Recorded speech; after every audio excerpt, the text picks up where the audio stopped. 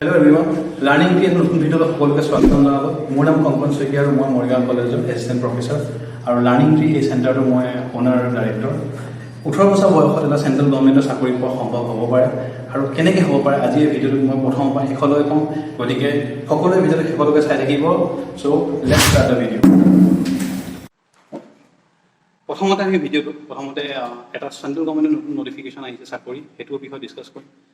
Last উইকত central গভৰ্ণমেণ্টৰ SSC staff selection কমিশ্যনৰ GD জেনেৰেল ডিউটি চাকৰিৰ কাৰণে নটিফিকেশ্যন আহে, য'ত এই চেণ্ট্ৰেল গভৰ্ণমেণ্টে এই নটিফিকেশ্যনটোৰ জৰিয়তে টোটেল 25,000কৈ বেছি চাকৰিৰ কাৰণে নটিফিকেশ্যন দিয়ে। আৰু এই চাকৰিবিলাক সাধাৰণতে আমাৰ ইণ্ডিয়াৰ যিমানবিলাক পেৰামিলিটাৰী ফ'ৰ্চেছ আছে, যেনেকৈ CAPF central arm police forces, তাৰপিছত আৰু NI national investigation agency, then ITBP আৰু আছাম ৰাইফলছ, এনেকুৱা ধৰণৰ যিকেইটা পেৰামিলিটাৰী ফ'ৰ্চ আছে, এই পেৰামিলিটাৰী ফ'ৰ্চকেইটাৰ কাৰণে টোটেল 25,000কৈ বেছি ভেকেঞ্চি নটিফিকেশ্যন দিছে। গতিকে এই নটিফিকেশ্যনটোৰ বিষয়ে প্ৰথমতে মই ইয়াৰ এলিজিবিলিটি ক্ৰাইটেৰিয়াৰ বিষয়ে মই প্ৰথমে ডিছকাছ কৰিম। চাকৰিটোৰ এডুকেশ্যন এলিজিবিলিটি ক্ৰাইটেৰিয়া মাত্ৰ ক্লাছ 10 পাছ কৰা যিকোনো ষ্টুডেণ্টে এই চাকৰিটোৰ কাৰণে এলিজিবল হয় আৰু এপ্লাই কৰিব পাৰে। গতিকে মই ভাবোঁ যে কলেজত বৰ্তমান যিমান ষ্টুডেণ্টে পঢ়ি আছে সকলোৱে এই চাকৰিটোৰ কাৰণে উপযুক্ত আৰু লগতে তেওঁলোকে সকলো চাকৰিটো এপ্লাই কৰিব পাৰে। আৰু ইয়াৰ পিছতে মই ক'ব বিচাৰোঁ চাকৰিটো এইজ ক্ৰাইটেৰিয়া, এইজ কিমান হ'ব লাগে, যে মিনিমাম এই চাকৰি এপ্লাই কৰিব 18 বছৰ হ'ব লাগিব, মেক্সিমাম 23 ইয়াৰ্ছ হ'ব লাগিব। আৰু মেক্সিমাম এইজৰ ক্ষেত্ৰত এটা ৰিলেক্সেশ্যন আছে, যদি কোনোবা ST SC OBC গভৰ্ণমেণ্টৰ এক্স ছাৰ্ভিচমেন হয়, তেতিয়াহ'লে হয়তো তেওঁলোকে অলপমান এইজৰ ক্ষেত্ৰত ৰিলেক্সেশ্যন পাব পাৰে। বাকী এনে মিনিমাম এইজ সকলোৰে কাৰণে 18 ইয়াৰ্ছ আৰু মেক্সিমাম 23 ইয়াৰ্ছ। ইয়াৰ পিছতে আমি ডিছকাছ কৰিম এক্সামটো চিলেকশ্যন ক্ৰাইটেৰিয়াৰ বিষয়ে। গতিকে চিলেকশ্যন ক্ৰাইটেৰিয়া 3টা ফেজত ডিভাইড কৰা হয়। প্ৰথম ফেজটো হ'ল এটা ৰিটেন এক্সামিনেশ্যন, যোনটো কোৱা হ'ব CBE কম্পিউটাৰ বেছড এক্সামিনেশ্যন। আৰু কম্পিউটাৰ বেছড যোনটো এক্সামিনেশ্যন, এইটো এক্সামিনেশ্যন সাধাৰণতে ইয়াত টোটেল 100টা কুৱেশ্যন থাকিব আৰু 100টা কুৱেশ্যনত টোটেল 90 মিনিটছ থাকিব, য'ত ষ্টুডেণ্টে 100টা কুৱেশ্যনৰ আনচাৰ দিব লাগিব with negative mark of 25% negative mark 25% থাকিব আৰু 100টা কুৱেশ্যন আনচাৰ দিব লাগিব 90 মিনিটত আৰু 100 মাৰ্কছ থাকিব টোটেল তাৰ কাৰণে। গতিকে এই 100টা কুৱেশ্যন কি ছাবজেক্টৰ পৰা আহিব? 100টা কুৱেশ্যন আহিব 4টা মেইন ছাবজেক্টৰ পৰা।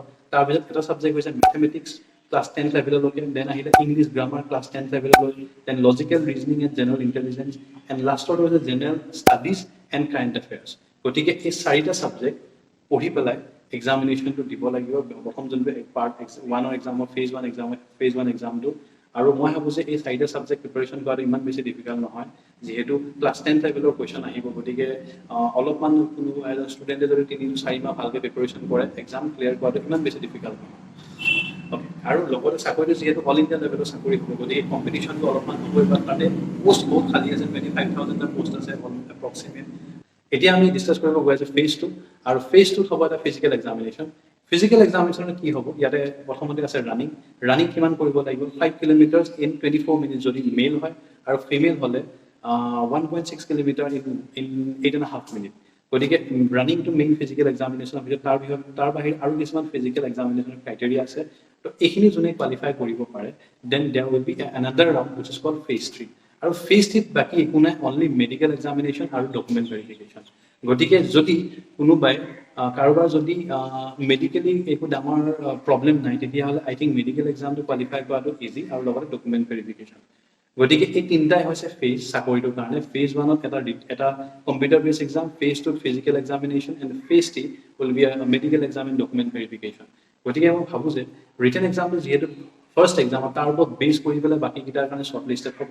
গতিকে ৰিটেন এক্সামটোৰ কাৰণে যদি এজন ষ্টুডেণ্টে 3-4 মাহ ভালকৈ প্ৰিপাৰেশ্যন কৰে, চিৰিয়াছ ষ্টাডি, তেতিয়াহ'লে 25,000টা জব আছে। গতিকে কোৱালিফাই কৰাটো ইমান বেছি ডিফিকাল্ট নহ'ব, আৰু আজিৰ পৰা 1 বছৰৰ ভিতৰত এজন যিকোনো ষ্টুডেণ্টৰ চেণ্ট্ৰেল গভৰ্ণমেণ্টৰ 25,000 চেলাৰী দৰমহাতে চাকৰি লোৱাটো সম্ভৱ হ'ব পাৰে। অ'কে, অলৰেডি মই ভিডিঅ'টোত প্ৰায়খিনি ইনফৰ্মেশ্যন আপোনালোকক প্ৰভাইড কৰিলোঁ ইয়াতে। গতিকে লাষ্টত মই ক'ব বিচাৰিছিলোঁ এপ্লিকেশ্যন ডেটটো কিমান। এপ্লিকেশ্যনৰ যোনটো চাকৰি এপ্লিকেশ্যন ডেট, এইটো বৰ্তমান ষ্টাৰ্ট হৈ গ'ল। 17 তাৰিখৰ পৰা এপ্লিকেশ্যন ফিল আপ ষ্টাৰ্ট হৈছে, আৰু লাষ্ট ডেটটো বৰ্তমান যোনটো নটিফিকেশ্যনত আহিছে, এইটো হ'ল 31st August 2021। কিন্তু লাষ্ট ডেটটো সাধাৰণতে সলনি হ'ব পাৰে, লাষ্টত গৈ কেইদিনমান কেতিয়াবা এক্সটেণ্ড কৰি দিয়ে গভৰ্ণমেণ্ট নটিফিকেশ্যন, গভৰ্ণমেণ্টে আকৌ এক্সটেণ্ড কৰে। আৰু এইখিনিতে মই আৰু এটা কথা ক'ব বিচাৰিছোঁ যে এপ্লিকেশ্যন ফৰ্মবিলাক আপোনালোকে এতিয়াৰ পৰা ফিল আপ কৰা ষ্টাৰ্ট কৰক, যোনে এপ্লাই কৰিম বুলি ভাবিছে। কাৰণ লাষ্ট ডেটত গৈ পেলাই এনেকুৱা দেখা যায় যে লিংক ফেইলিয়াৰ হয়, ছাৰ্ভাৰ ডাউন হয়, আৰু বহুত ষ্টুডেণ্টে এপ্লাই কৰিব নোৱাৰে। গতিকে মই সকলোকে এইটো ছাজেষ্ট কৰিম যে লাষ্ট ডেটৰ পৰা কমচে কম 10 দিন 15 দিন আগত যাতে চবেই এপ্লিকেশ্যন ফৰ্মবিলাক ফিল আপ কৰি একদম ৰেডি হৈ যায়। আৰু এপ্লিকেশ্যন ফিজ কিমান হ'ব চাকৰিটোৰ কাৰণে এপ্লাই কৰিবৰ কাৰণে এপ্লিকেশ্যন ফিজ যদি মই কওঁ এইটো এপ্লিকেশ্যন ফিজটো বহুতেই কম আমি যদি বেলেগ চাকৰিৰ লগত তুলনা কৰোঁ ইট ইজ অনলি 100 rupees আৰু 100 rupees কাৰ কাৰণে জেনেৰেল আৰু OBC আৰু যদি ল'ৰা হয় তেতিয়াহ'লে বা মেল হ'লে কি হ'ব 100 rupees হ'ব আৰু যদি ফিমেল হয় বা ST SC হয় তেতিয়াহ'লে কমপ্লিটলি ফ্ৰী বৰ্তমান এই ভিডিঅ'টো মই বনাই আছোঁ এটা চেণ্টাৰৰ পৰা আৰু এই চেণ্টাৰটোৰ নাম হৈছে লাৰ্ণিং ট্ৰী আৰু মই চেণ্টাৰটোৰ ডিৰেক্টৰ আৰু অ'নাৰ আৰু এই লাৰ্ণিং ট্ৰী চেণ্টাৰত আমি সাধাৰণতে ষ্টুডেণ্টক ডিফাৰেণ্ট টাইপ অফ কম্পিটিভ এক্সামছৰ কাৰণে প্ৰিপেৰেশ্যন কৰাওঁ লাইক ষ্টেট গভৰ্ণমেণ্টৰ পৰা আৰম্ভ কৰি চেণ্ট্ৰেল গভৰ্ণমেণ্টৰ এক্সামছলৈকে গতিকে আপোনালোকে যদি এই বিষয়ত মোৰ লগত 1-to-1 কাউন্সেলিং কৰিব বিচাৰিছে আৰু মোৰ পৰা যদি এনি যদি ছাজেশ্যন লাগে মোৰ পৰা তেতিয়াহ'লে মোৰ ইনষ্টাগ্ৰাম লিংকছ তলত দিয়া আছে ইনষ্টাগ্ৰাম লিংকটোত মোক ফ'ল' কৰিব আৰু মোক মেছেজ কৰিব মই যিমানখিনি পাৰোঁ সিমানখিনি হেল্প কৰিব কাৰণে ট্ৰাই কৰিম আৰু কোনোবাই যদি মোৰ চেণ্টাৰলৈ আহিব বিচাৰে তেতিয়াহ'লে মই সকলোকে স্বাগতম জনাইছোঁ গতিকে ভিডিঅ'টো শেষলৈকে চোৱাৰ বাবে সকলোকে মই ধন্যবাদ জনাইছোঁ আৰু যিহেতু এটা নতুন ইউটিউব চেনেল গতিকে মোক আপোনালোকৰ সহায়ৰ খুবেই প্ৰয়োজন গতিকে যদি আপোনালোকে মোৰ ভিডিঅ'টো চাই ভাল পাইছে তেতিয়াহ'লে মোৰ ভিডিঅ'টো লাইক কৰিব শ্বেয়াৰ কৰিব আৰু মোৰ চেনেলটো চবেই ছাবস্ক্ৰাইব কৰিব আৰু যদি ইয়াৰ বিষয়ত কাৰোবাক যদি 1-to-1 গাইডেন্সৰ প্ৰয়োজন হয় তেতিয়াহ'লে মোৰ ইনষ্টাগ্ৰাম লিংকটো তলত দিয়া আছে তাতে গৈ পেলাই সকলোৱে মোক মেছেজ কৰিব পাৰে মোৰ পেজটো ফ'ল' কৰি পেলাই আৰু লগতে আমাৰ লাৰ্ণিং ট্ৰী ফেচবুক পেজৰ লিংক তলত মই দি থৈছোঁ আৰু সেই পেজটোকে সকলোৱে লাইক কৰিব পেজটো আৰু ফ'ল' কৰিব তেতিয়া আহিবলগীয়া টাইমত যিমান গভৰ্ণমেণ্ট চাকৰি নটিফিকেশ্যন আহে সকলোবিলাক আপোনালোকে তাত পাই থাকিব থেংক ইউ